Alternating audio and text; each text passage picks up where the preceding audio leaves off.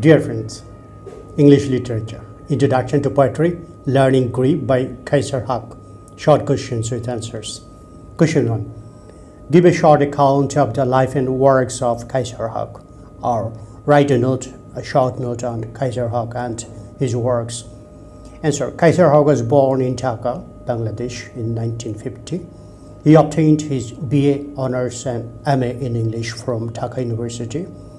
Afterwards, he was awarded Commonwealth Scholarship and studied at Warwick University in England. He did his PhD in English literature from there.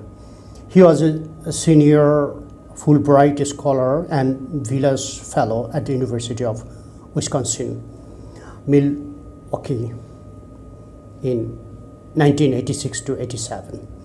He was also a Royal Literary Fund Fellow at the School of Oriental and African Studies, SOAS, University of London from 202 to 203, and a resident poet at the Poetry Cafe of the summer of 2003.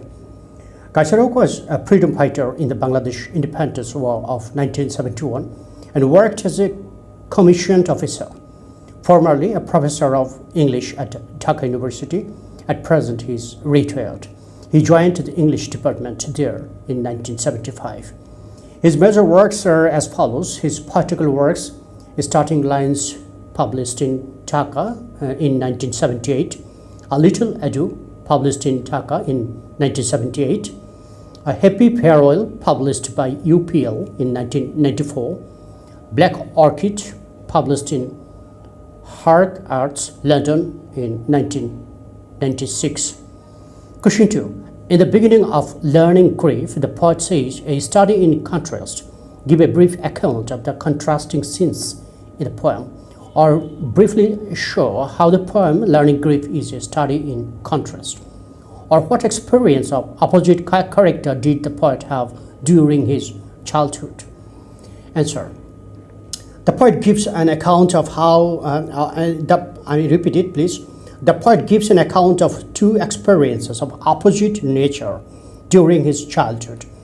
The very beginning words of the poem, Learning Grief, are a study in contrast. When the poet was 8 years of age, his grandmother was in deathbed.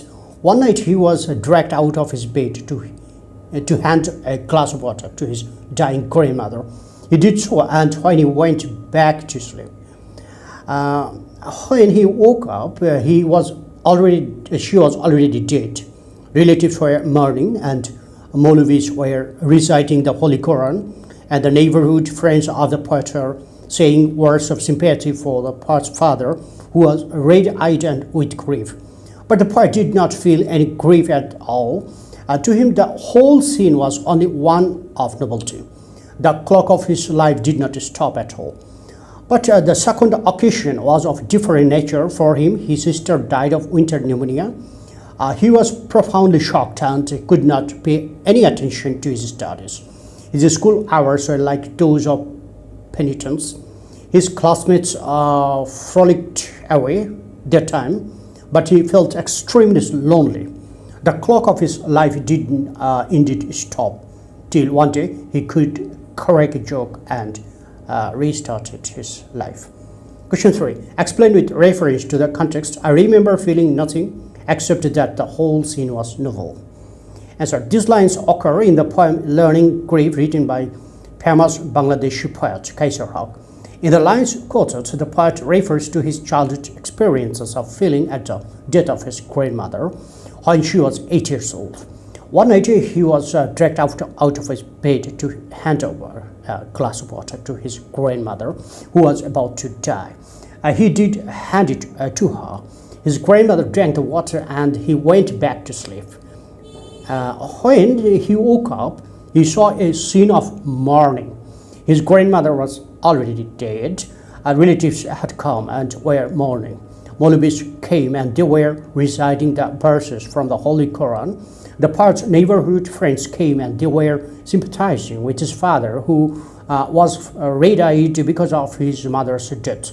At this census, all these census did not create any deep impression on the poet's mind, nor did he feel any grief over the death of his grandmother. He only felt the scene was a novel one. Question 4. Explain with reference to the context. I felt the clock of my life begin to tick again as a joke burst from my lips. Answer. These lines are taken from the poem Learning Grief by Castlehawk. The poet refers to his childhood experiences of restarting his life after a spell of profound grief at the death of his sister, which left him mentally paralyzed for a period of time. At the age of 8 years, his grandmother died, but he did not feel any grief over her death. But he had another experience of the loss of a dear one. His sister died of winter pneumonia. He was profoundly shocked at school. Day after day, he passed tasteless time. It seemed that his life at school was as painful as passing one's days in penitence.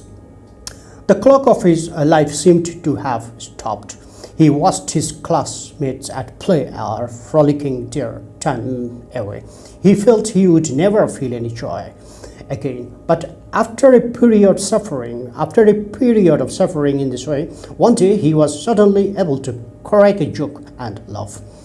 His life's clock began to tick again. Thank you, friends, for watching my video.